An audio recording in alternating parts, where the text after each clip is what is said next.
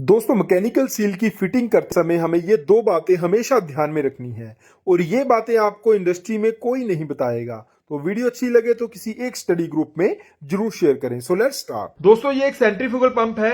ये है इसकी बेरिंग हाउसिंग और ये है इसका अडॉप्टर। और अडॉप्टर को नट बोल्ट की मदद से यहाँ पे बेरिंग हाउसिंग के साथ में फिक्स किया जाता है। और दोस्तों, जो ग्लैंड वाले पंप होते हैं उसमें ये असेंबली वन पीस में आती है। और ये है इसका स्टफिंग बॉक्स। स्टफिंग बॉक्स जो होता है वो अडॉप्टर में ये वाला जो स्टेप है यहाँ पे, इस स्टेप के ऊपर ये स्टफिंग बॉक्स यहाँ पे रेस्ट करता है और इन बोल्ट की मदद से इसको यहाँ पे फिक्स किया जाता है।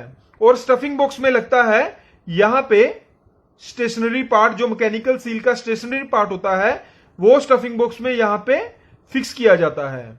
दोस्तों, सबसे पहले हम क्या करेंगे, स्टफिंग बॉक्स में स्टेशनरी पार्ट को फिक्स करेंगे।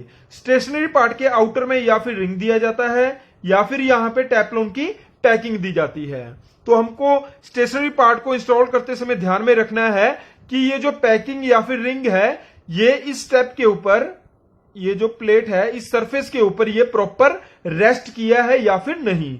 क्योंकि अगर स्टेशनरी पार्ट इस प्लेट यानी इस सरफेस के ऊपर प्रॉपर रेस्ट नहीं करेगा या फिर हल्का सा भी टेपर पोजीशन में रह गया तो हम कितनी भी कोशिश कर ले हम लीकेज को बंद नहीं कर पाएंगे। अगर ये स्टेशनरी पार्ट इस स्टेप के ऊपर प्रॉपर नहीं बैठेगा यानी हल्का सा भी अगर टेपर पोजीशन में रह गया तो स्टेशनरी का फेस और रोटरी का फेस एक जगह पे तो मैच करेंगे और दूसरी जगह पे इसमें माइनर गैप रहेगा। तो हम रोटरी को कितना भी कंप्रेस कर ले इस माइनर गैप से लीकेज होती रहेगी।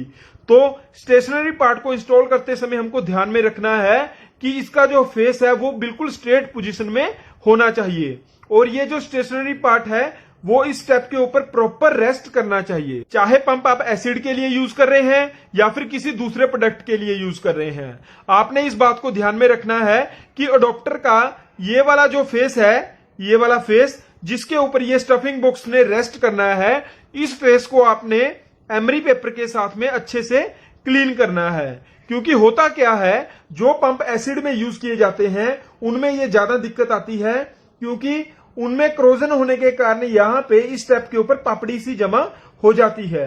और इस पपड़ी के कारण अगर हम स्टफिंग बॉक्स को इसी पोजीशन में फिक्स कर देंगे तो स्टफिंग बॉक्स कभी कभी हल्का सा टेपर पोजीशन में रह जाता है और टेपर पोजीशन में रहने से स्टेशनरी का फेस और रोटरी का फेस प्रॉपर मैच नहीं करते और उसमें हल्का सा माइनर गैप रह जाता है और उस गैप से लीकेज होती रहती है।